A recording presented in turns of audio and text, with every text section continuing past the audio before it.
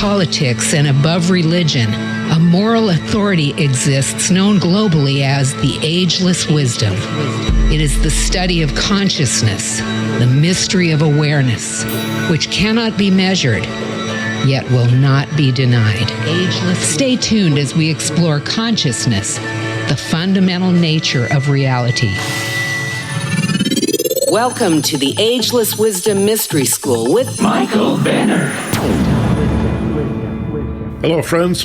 Thanks for joining us for this episode of the Ageless Wisdom Mystery School on 90.7 FM KPFK for all of Southern California, and of course, live streaming on the internet at kpfk.org.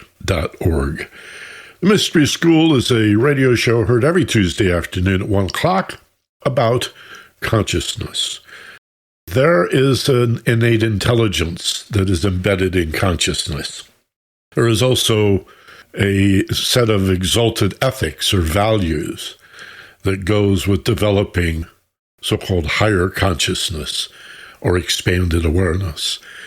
And that's what we explore every week. And I've got a really good guest for you today, Carolyn Myss. And she's got a number of very popular books on the subject. She's well known. I'm very much looking forward to our conversation today. And we're going to do an overview of what does it mean to develop your consciousness or expand your awareness. We're going to talk about who we are as the identity that we presume, the stories that we tell ourselves, the attitudes that we adopt in an attempt to invent a personality, something we can hold on to. So great is our fear, by and large, of not being someone of significance. We have that coming up for you in the second and third segments of our show today. I need to talk about war at the top of the program, just because it is so with us.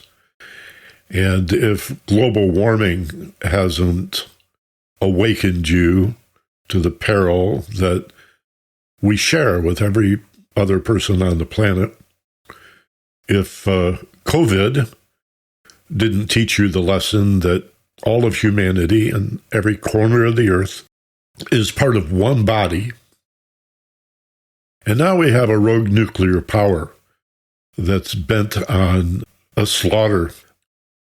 Fascism is not a type of government. Fascism is a movement to install autocracy, despotic, authoritarian, totalitarian rule. And so clearly we need to oppose fascism. But secondly, we need to oppose war altogether. In other words, when we fight fascism in the 21st century, it can't be with violence. It has to be a nonviolent approach to winning war, to defeating fascism, a war for the hearts and minds, for the souls of human beings everywhere. I'm sure you understand, or if you don't, you need to understand that Pacifica, the group that owns KPFK here in Los Angeles, was founded after World War II as a ban-the-bomb radio station, or a group of radio stations. Pacific means peaceful, right? Pacifica, we always have been an anti-war radio station. Before Vietnam, before Korea, before we were overthrowing democracies in Central and South America and installing dictatorships, this radio station and its sister stations in Berkeley, New York, Washington, D.C., and Houston have always been anti-war, social justice radio stations supporting democracy. And so this is nothing new for KPFK, to oppose war altogether. Not just this war or that war, the horror of war in Europe, which we're now having to deal with, the genocide, the slaughter, the war crimes.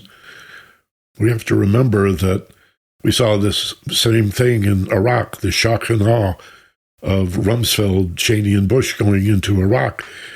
The difference is news people, American journalists and European journalists, are now interviewing the citizens, the victims of this war. You didn't see that in Iraq or Afghanistan. And if you're old enough to remember, there wasn't much of that at all from Vietnam or Korea. It was simply a good guy, bad guy kind of a situation. But we still have good guys and bad guys, but now the good guys, so to speak, the good Russians that live in Ukraine, are being interviewed. And we're seeing these films and hearing the stories and freaking out that Russia is so reckless that it would attack a nuclear power plant, which, if one melted down like Chernobyl or Fukushima, could be the end of Europe. But Putin also has nukes. Just 5% of the nukes that are currently on the face of the earth would be sufficient to start a nuclear winter. We go from global warming to nuclear winter, out of the frying pan and into the freezer, and no food, right? And so there's a number of scenarios where we're facing the extinction of humanity from the face of the earth. And it's always the same thing. It's a self-centered lust for money and power. Sometimes I wonder if Putin was 6 foot tall, if he would be as despotic he is. He's clearly suffering from, among other things, a Napoleonic complex about being such a little guy. So we're sickened by what's happening in Ukraine. You should be equally sickened by war itself, that the United States has combat troops in 150 nations and squanders $750 billion every year, not defending America, but projecting our influence overseas, as if policemen of the world and all of that. There are reasons for that. War is exceedingly profitable. Whether you win or lose doesn't matter. Blowing things up, rebuilding them, and blowing them up again, and building the equipment to do that, and then repairing and replacing that equipment is exceedingly profitable. So there's also the capitalism side of all of this. War is a scam. So my appeal to you is to oppose not only the fascism that we're seeing demonstrated out of Russia, but all war. And how do you do that? By developing consciousness. By, first of all, refusing to be a fascist in your daily life and affairs. Don't act like the people that upset you the most. Learn to manage your anger. Learn to eliminate hostility and defensiveness and contempt. Release it. Become a kind, gentle, loving person. That's where you begin to end all war, is by being the peace that you wish to see in the world. It's not just some hippy-dippy phrase. You have to be that kind of person. Then you move to people that you know. And I would like to suggest that you find one person in your personal sphere of influence who was a Trump voter or who is reactionary, and work with them. Share with them your process. Say, I know how you feel. I used to be just like that. I was a real smart aleck, a real know-it-all. I gave it up. At least I'm doing my best to give it up.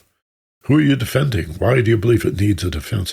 So you have to, first of all, grow yourself and understand your better side, your better angels, so to speak. And then just work with one other person. And as you make headway, go to a second person, maybe someone in your family or a close friend. And using questions and approaching them diplomatically, not with just a standard argument, see if you can aid in their transformation from a hostile, reactive animal nature to a more divine nature. And then, thirdly, and here's the commercial you've been waiting for. Here's the plug. You've got to support a radio station like KPFK. If you want us to continue to exist commercial-free, there's no free lunch, right? There's no free ride. Who is paying for the 100,000 watts we're blasting off Mount Wilson every day? You and your friends, people like you who feel the way you do. Are you a member of the KPFK family? Have you got 10 or, I don't mean to embarrass you, but come on, $10 a month, $20 a month. Do you think you'd miss that? To keep us commercial free of corporate influence? Of how many corporations are even left? 30 or 40 corporations? Pretty much it, right? All your food comes from 5 corporations. It may have a bunch of different names, but it's just a handful of corporations. If a startup comes along, remember free enterprise back in the day? If you try to start your own business and you do it really well, your goal is probably to sell to a big corporation. Bang.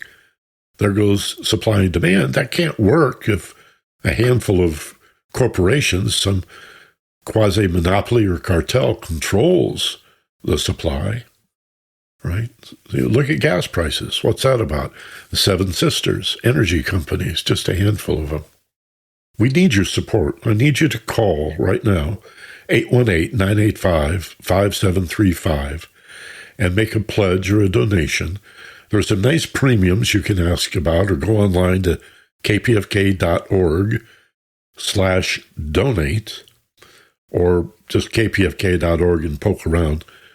You'll find what you're looking for with very easily. It's all right there. I'm a big fan of Sustainer Circle. I say go to Sustainer Circle, and instead of an annual donation, set it up for every month, $15, $20, $25 a month. It's all at the end of the year. You've got a nice tax deduction, and you just set it and forget it. And now you're supporting free speech, progressive, pro-democracy, anti-fascist, and anti-war, anti-all war radio. And what's more just than that? No justice, no peace, right? Well, how about peace through justice? Not peace through strength. What nonsense, what BS, what a crock. Peace through strength. That means more war. Peace through justice. That's what this radio station is about, and why we deserve, why we merit your support and your help. Come on, you're not even going to miss it. $10 a month? Yeah. If you're a student, if you're a senior, you can manage that, I'll bet. $5 a month. Come on. I'm going to remove all excuses. You can't argue that you're going to miss $5 or $10 a month. If you've got a job, $20, $25 a month. That's not a lot of money. You're not going out to dinner anyway. You've got the extra money. And what better place to plant seeds to address directly the frustration of, I'd like to change the world, but what can I do? You can support KPFK and the more than 100 different progressive radio shows that are broadcast on this channel, 90.7 FM, every single week. kpfk.org. Go there right now. www.kpfk.org. And make your donation, make your contribution, at least make a pledge, and then fulfill your pledge, okay? All right, Carolyn Myss coming up, I guess, today. Stay tuned. I'm Michael Benner, and this is the Ageless Wisdom Mystery School on 90.7 KPFK in Los Angeles. And welcome to the Ageless Wisdom on 90.7 KPFK in Los Angeles. We're heard from Santa Barbara to San Diego, and then some. And, of course, streaming for the world at kpfk.org. The Mystery School is a show about consciousness, and today I'm really excited to have a guest who, has a number of best-selling books, and she's no stranger, I don't think, to this audience. I've followed her work for years, although this is the first time that I've had a chance to talk to her on the radio. And we're just going to jump into this whole field of consciousness, of spirituality, the exalted ethics that appear to go with the development of consciousness. And we'll probably talk about energy and spirit and health and what it means to be a medical intuitive. But let's start with a 30,000-foot view. And before that, let me introduce my guest, Carolyn Myss. Carolyn, good afternoon. Hi, Michael. Nice to be with you. I'd love to begin with a backstory, because as much as I know about you, I don't know how you first became interested in this whole field. Was it your discovery that you were a medical intuitive, or what really captured your interest? Actually, I found my way into the field because of my friendship with Dr. Norm Shealy, who's a neurosurgeon from Harvard. And he had, at the time I met him, which was in 1984, we met at a conference, in a really extraordinary conference in Kansas. And I had started doing readings. I was a publisher in New Hampshire at the time. And I started doing readings. I guess I started, it was like testing a skill that I had, but I really wasn't interested in pursuing, because I didn't even know what medical intuition was. I had no interest. I can't explain to you how little interest I had. What drew me into it was the human connection of people saying, I don't feel well, when they would come to the publishing company, and I just could sense something. So when I was at this conference, someone said to me, there's Dr. Norm Shealy, and he has an interest in people who are medically clairvoyant. That was the word that they used. So I approached him and I said, I think I might be able to do that. And he said, how good are you? And I said, I don't know. And he said, can you see an illness at a distance? I said, I don't know, because I just don't know. And he said, well, I'll call you sometime. And so about 2 weeks later, I received a call from him, and I was in my office in New Hampshire, and he was in his clinic in Springfield. He had a patient in his office. And he said, how do you want to do this? I said, Dr. Shealy, I said, I don't know, because I've never done this before. I said, just give me the person's name and age. And boom, I started to get impressions. And impressions were like, if I said to you, Michael, I want you to think about your living room right now. And you don't actually see your living room. You have vague etheric images that form what we call memories or imagery. And what a medical intuitive reading was like for me is that your very familiar images came to me, and I knew they weren't mine. And they're not mine because I had no feeling about them whatsoever. They were just rapid fire images. And they translated to me into how this person was feeling and where they were losing power in their body. So in the beginning, Norm became really a kind of professor of medicine for me, because he would say, at first I said, this first patient, I said, his throat feels like it's full of concrete to me. And the man had esophageal cancer. And so little by little, I became more specific. And eventually I started to wonder, why do people get sick? Beyond the obvious, what's the more subtle reasons? And that's when I realized that the fundamental ingredient of the human experience is power. That everything in life is a power negotiation. The power of the life force, and how we distribute that with our attitudes, our choices, our use of the laws of creation. And so that's when I became really fascinated with this skill and with the nature of creation and co-creation and the subtle world of power. And that's when I actually started a deeper mystical life, when I realized, in fact, that God was law, that was the nature of God. That God is built into all the laws of life, the laws of nature, the laws of our biology. That to me now, I approach everything from this cosmic theological viewpoint that this is an era of the emerging biospiritual ecology. That in fact, it's the end of off-planet God imagery.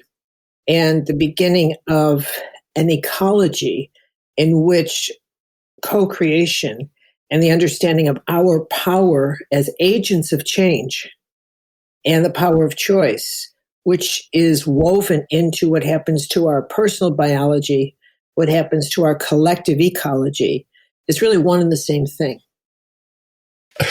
You just used a phrase I've never heard before. I know exactly what you mean, and I want to pursue it. Off-planet God. How did you finish that phrase? Off-planet God? Mythologies. Mythology. What a beautiful phrase. You're talking about monotheism as opposed to monism, the idea that the creator lives outside its creation and has pretty much abandoned us here. That leads to a lot of alienation and sense of separation and anxiety and fear. And isn't that part of the problem? I don't think that's a conscious fear at all. Not at all.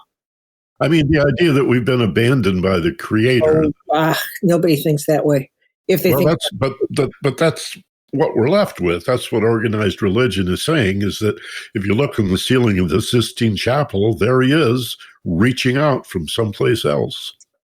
Well, I think that there was, it's not abandonment, it's distance. It's distance that needs to be closed by the journey of the spirit and eventually by death itself.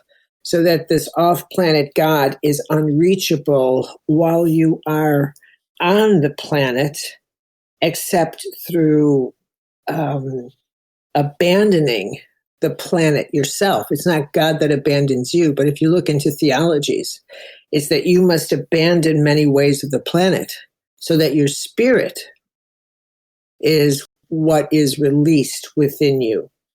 I mean, so it's what Buddha says, look at things and see, through the illusions of life.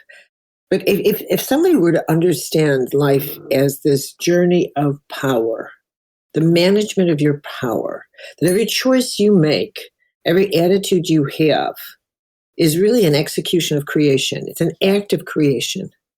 You set energy into motion and into an act of, no matter what, even in the privacy of yourself, when you make a judgment of someone, that is an act of creation. You are directing part of your life force into a negative thought toward another human being. And that has consequences. It doesn't matter that you can't see those consequences. They blend into the collective. And we do not think in terms of the calculations of energy and ourselves as energetic beings. We don't know how to weigh and measure and see and calculate the impact of a thought. We're unable to do that. And yet that's the power sphere.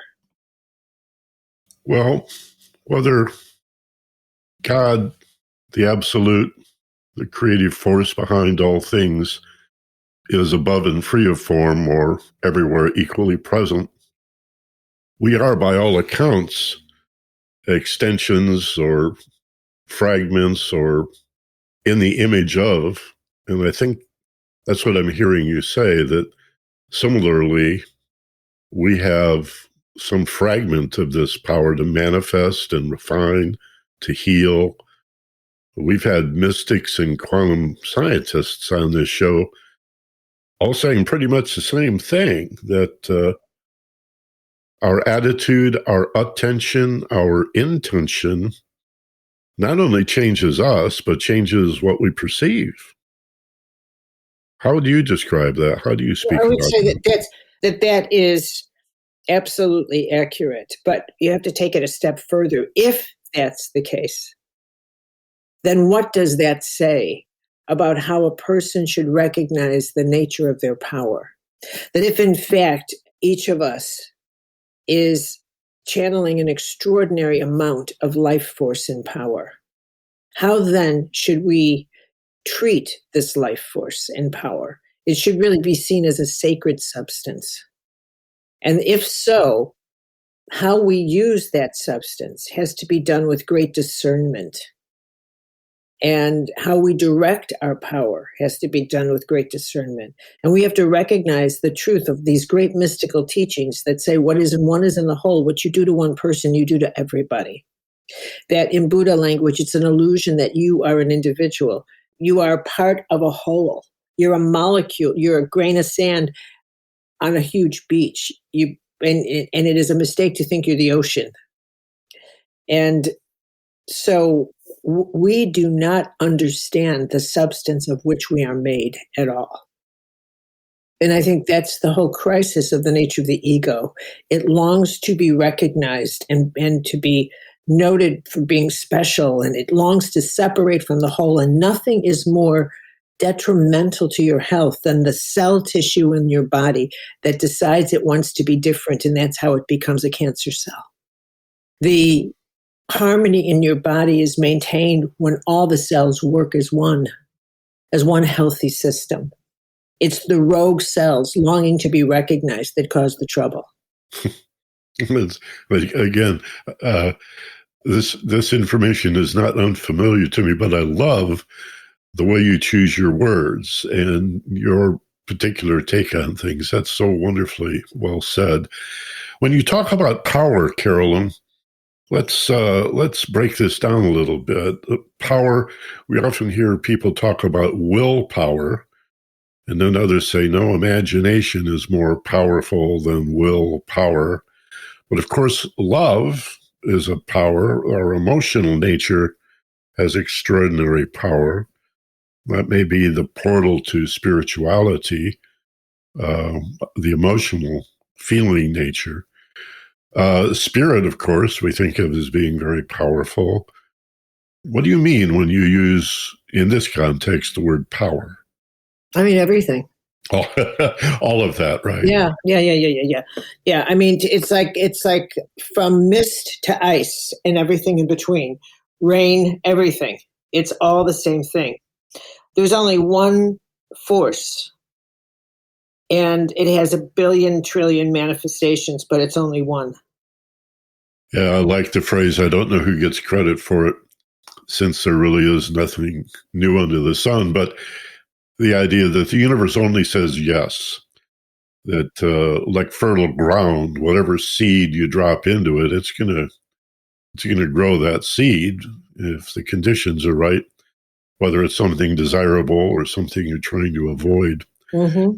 Let's talk about negative thinking a little bit, because when we are not goal-oriented or clear in our objectives and desired results, I think a lot of us tend to obsess on avoiding what we don't want, and then unconsciously end up creating that. Can you speak to that trap, that problem of needing to recognize that avoiding what you don't want is not the same as a goal or an objective? Well, first of all, I'm going to back up and say the bigger issue is how many people actually know what they do want. That's, I mean, what you're asking is irrelevant to me. It's actually the greater question is, what is it that you want? Most people can't answer that at all. What is it that life, what is it that makes you happy? What is it that are your values? What is it that you want? What directs you? Well, don't you think what most people want is to avoid what they don't want? Oh, God, no. Oh, I do. I think people are so riddled with, and this is a broad brush, I'm generalizing. Well, let me think about that.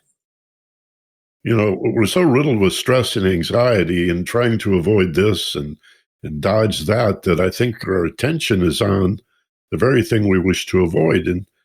And the trap then is we tend to manifest that which we're trying to avoid. I think what drives so many people, Michael, is the fear of being humiliated. And so how they navigate their life and their choices is to make the choices that they think will protect them the most. The survival instinct is so strong. And those choices of self-protection may or may not be what you want to do, but it is oftentimes in your mind what you think you should do or what you have to do because you're so afraid of being raped or so afraid of being humiliated. So I think that the primal motivation of fear and rejection and humiliation weighs quite dominantly in the thinking of a lot of people. So that if you ask them what do they really want in life, what is it they really want? In my experience, which is pretty vast now, I find that most people can never answer that question in an actual sentence. They simply give me a word. They'll say happiness. They'll say some vague nonsense like that. They can't even say it in a sentence because they're so unable to articulate the deepest quest that is alive in them, because that quest of life is an active agent in the soul. It's not a target. When you say, what does someone want? They think it's something outside of themselves. Well, do I want this job? Do I want this house? Do I want this car? They think it's got to be an object that they want. When in fact, what drives people inside is to get to a place where they're not afraid to follow their inner guidance, where they're not afraid to be fully who they are, and to discover what it means to be fully who they are, where they're not afraid to love fully, where they're not afraid to support another person and empower them, which for most people is the most threatening thing in the world, is to empower, to give power to another person. That for most people is the most terrifying thing in the world. They hold that back. I'm not sure. They're fast to criticize, very slow to enforce and endorse and empower another. But to be free and to really think that I am free to love. And love means to let my instincts go and tell me what to do to help another person. To tell me how can I use my skills to empower this human being instead of disempower them, instead of being afraid to look at another person and think, oh, they have so much more talent than me. They have so much more this, instead of looking through that lens of fear, which is what every human being wants really to have ripped out of them. So they could look through the lens of what is it I have that I can give to you that would enhance your life? What a different way to look at life. What else can I give? But that's not the lens people use, is it, Michael? It's always, geez, what do they think of me? And this cautionary nonsense and this, I'm afraid to empower them because they might just win the race more. That's the lens people really want ripped out of them.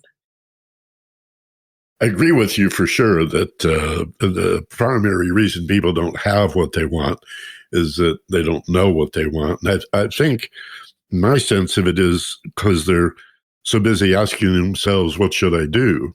What am I supposed to do now? Hey, Joe, what do you think I should do? Well, I don't know what to do. And so if we move toward vague, hazy goals, we get vague, hazy results and wonder what we're doing wrong.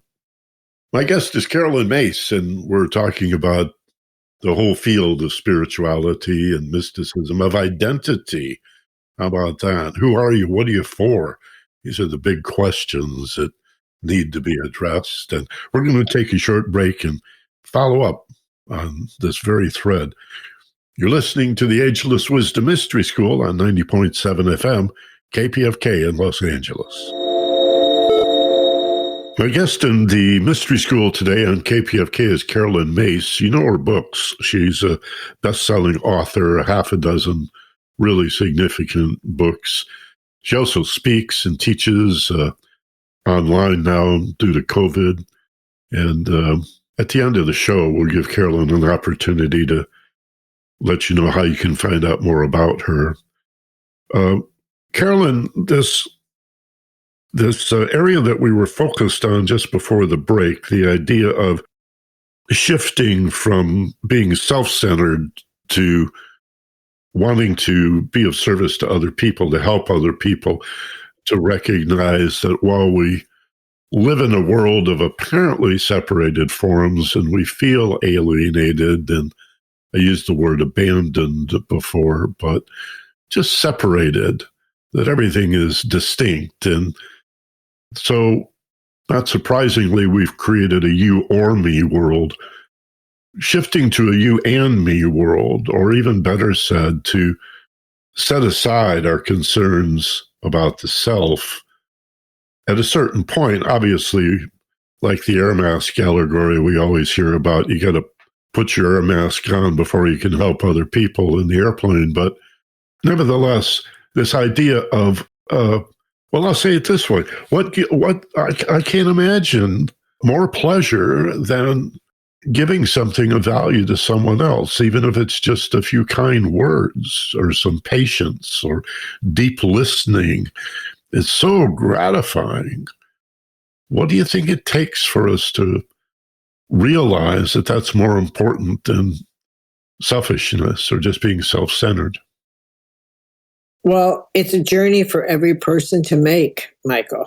There's not, when you say, what does it take? It's going to take every single person in his or her own way to make that realization. But the blockades to that realization are thought forms that are really titanium in strength in their negativity. Like the idea that we were born for something special, what utter nonsense. And we have a disdain, an absolute disdain for the ordinary.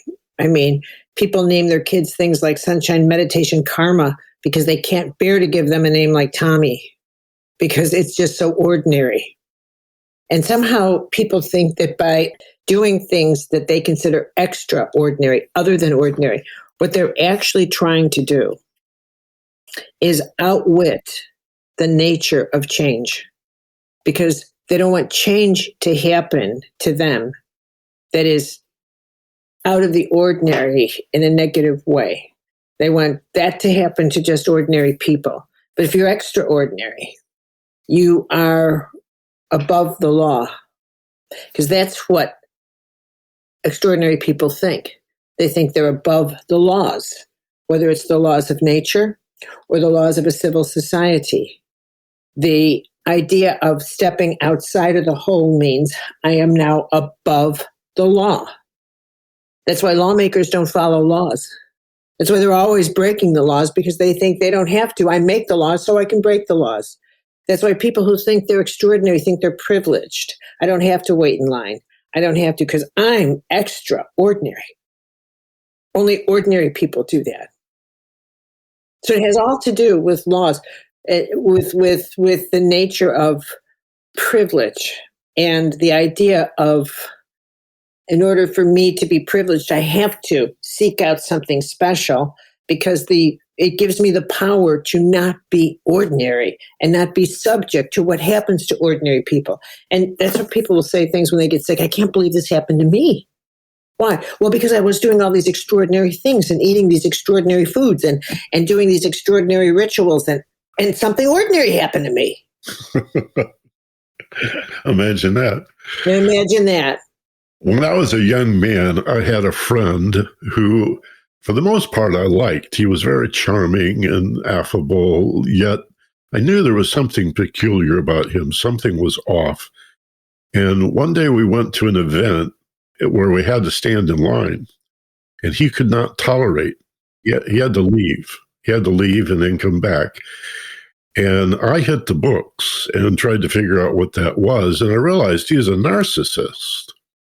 What you're describing, it sounds like our whole society is moving toward narcissism and the love of narcissism and others who are narcissists.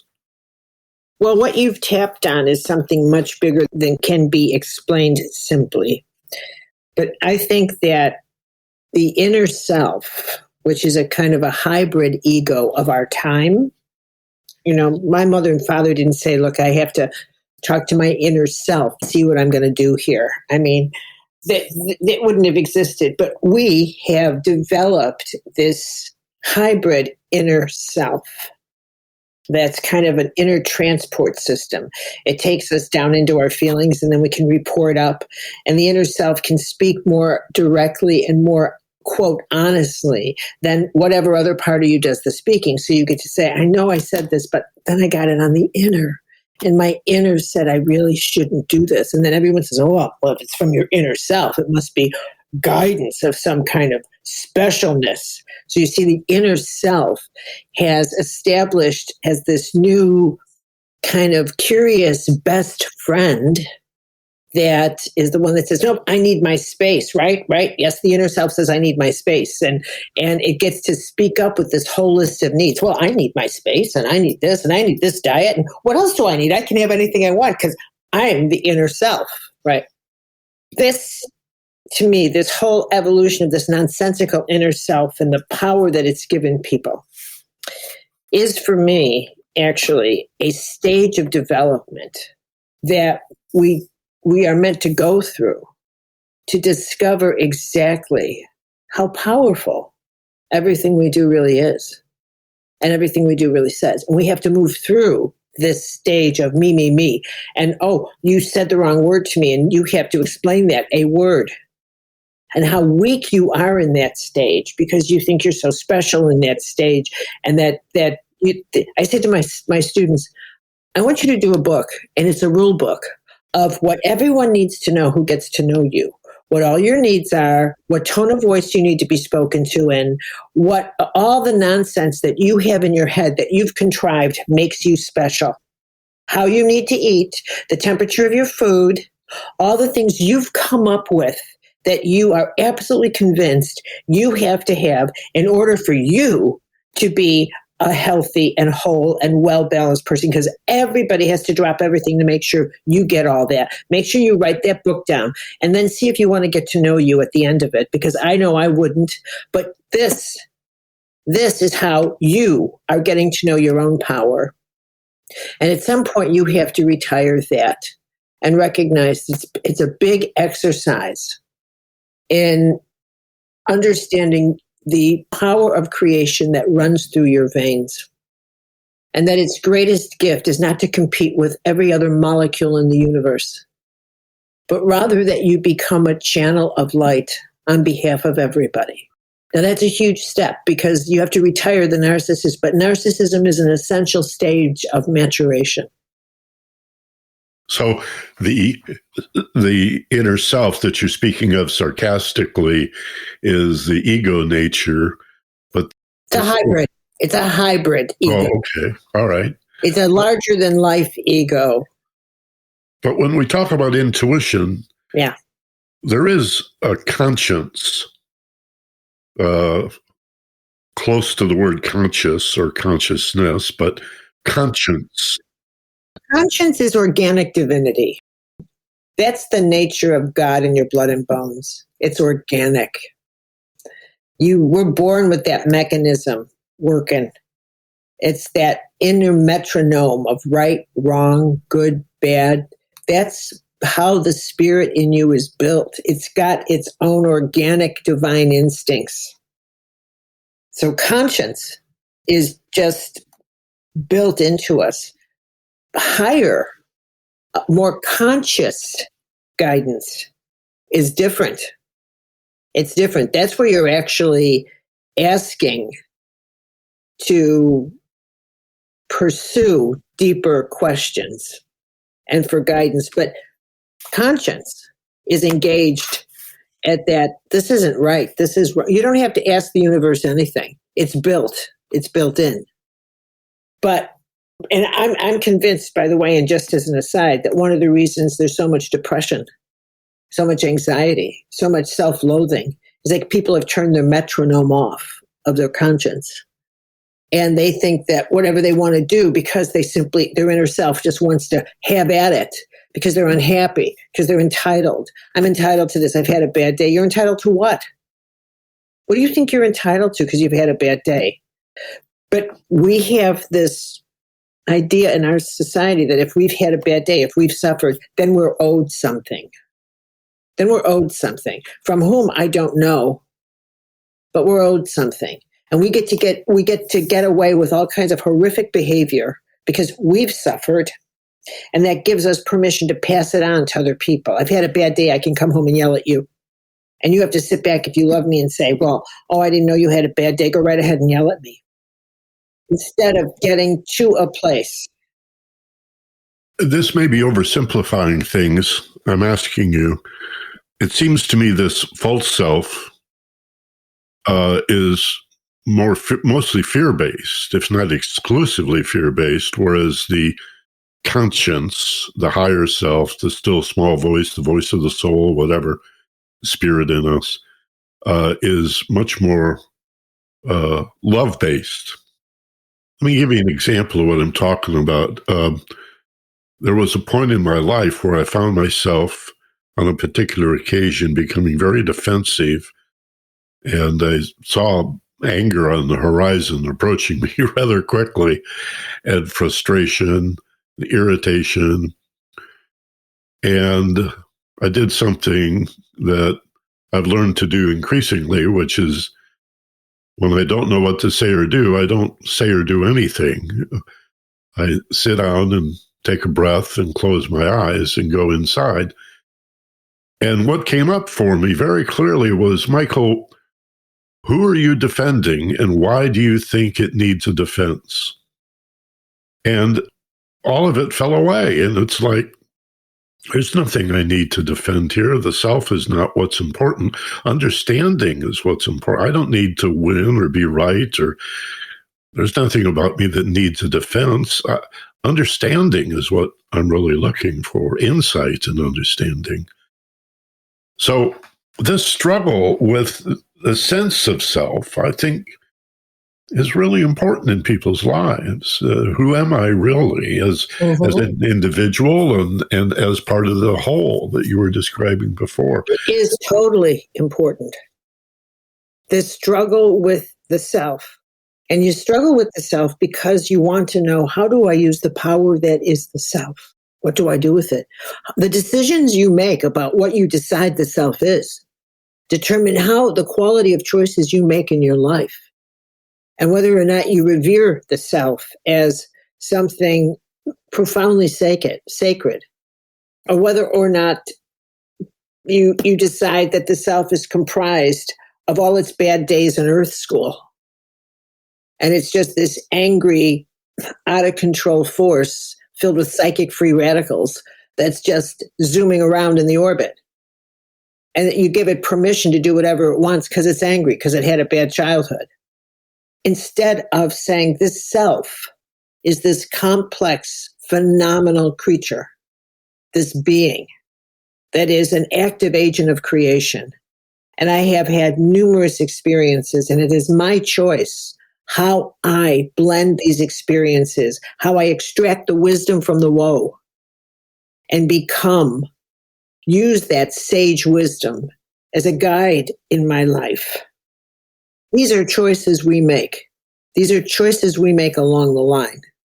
When someone's unable to elevate themselves past the point of the narcissistic phase of self, when they begin to discover themselves and move beyond their own story and into blending their story into the narrative of humanity, which is essential. It's when you get to the place you think, I'm not the only one who's lost a child.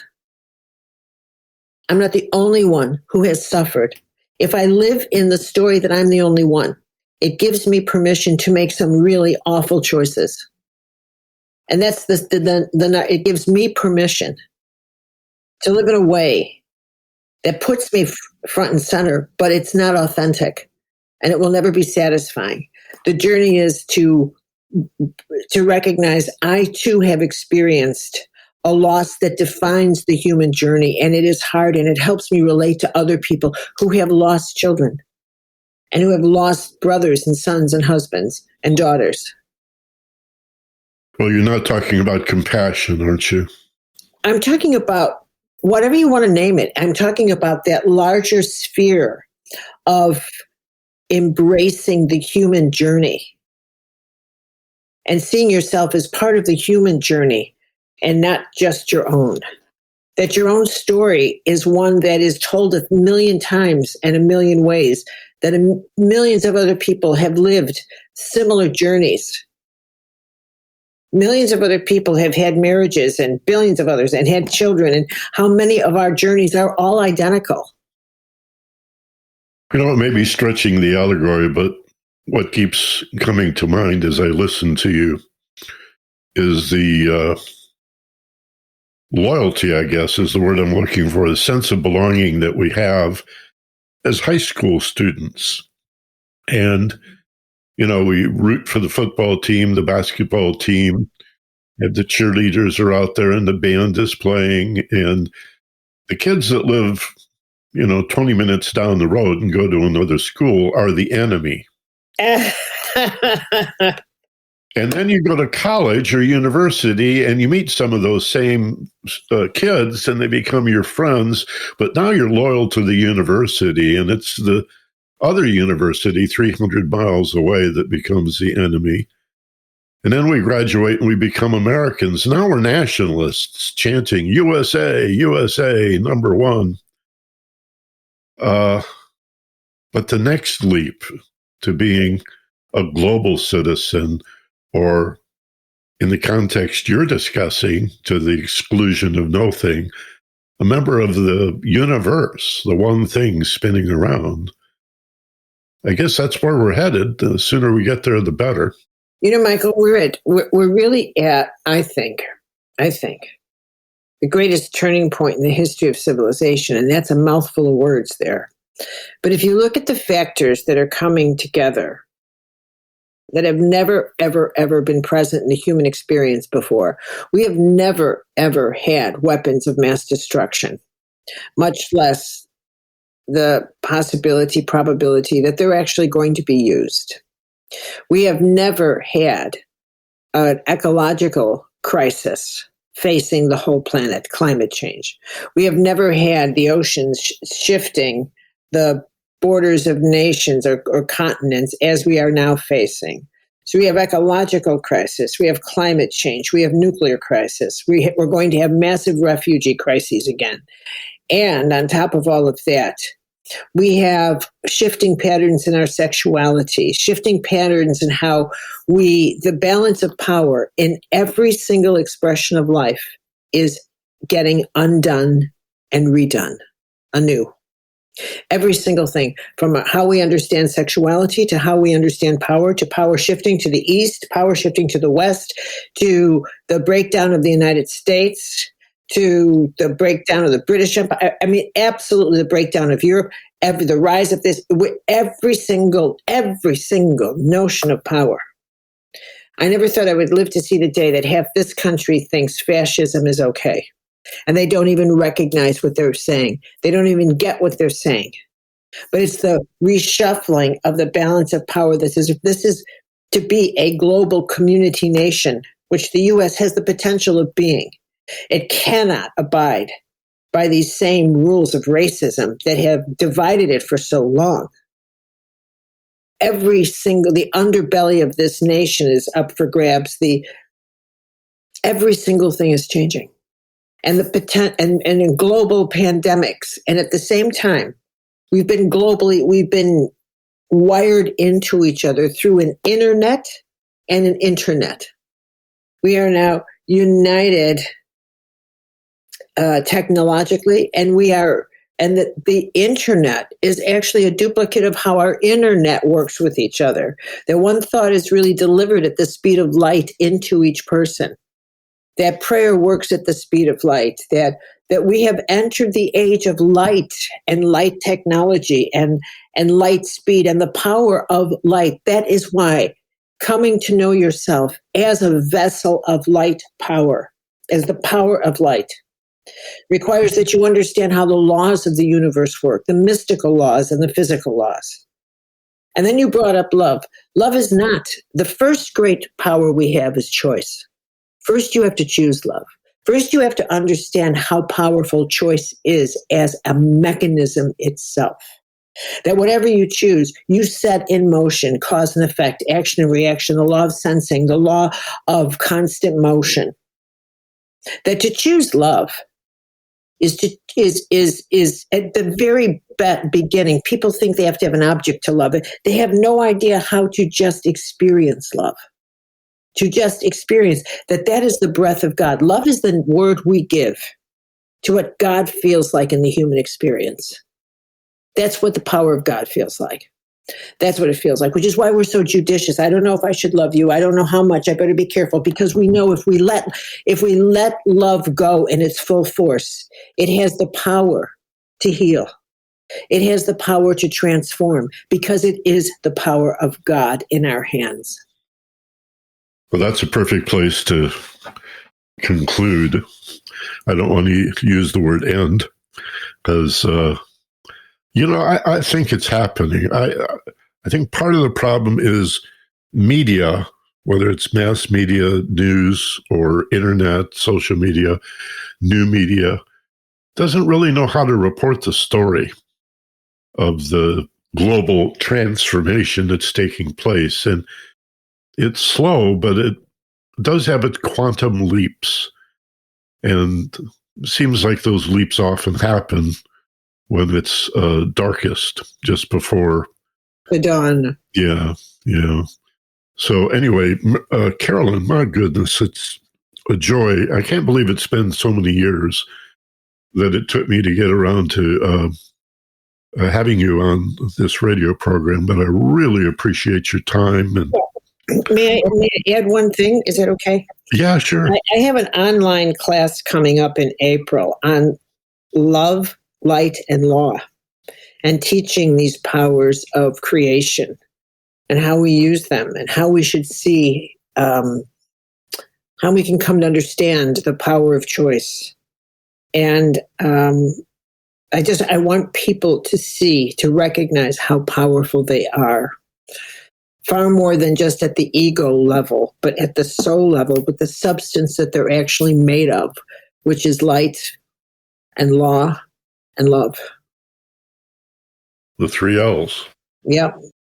Well, I was going to ask you how people can get more information about you. And my website, myss.com. CarolynMyss.com? Just myss.com will do it. Just Myss, MYSS. .com will get you there. Okay. It's pronounced Myss. It's spelled MYSS. Yeah. And that's important to know, especially if you go looking for Carolyn's books, which are wonderful, important additions to your library. Carolyn, thank you so much. Have a blessed day and a wonderful week. Thank you, Michael. Thank you very much. And thank you for listening. I want to thank my producer, Mark Brisky. Stay tuned for the Carrie Harrison Show and make your pledge, your donation to the KPFK Fund Drive at 818-985-5735. Do it right now, or take your browser to kpfk.org. As always, be gentle, love life, and take care of each other. From Los Angeles, this is Michael Benner.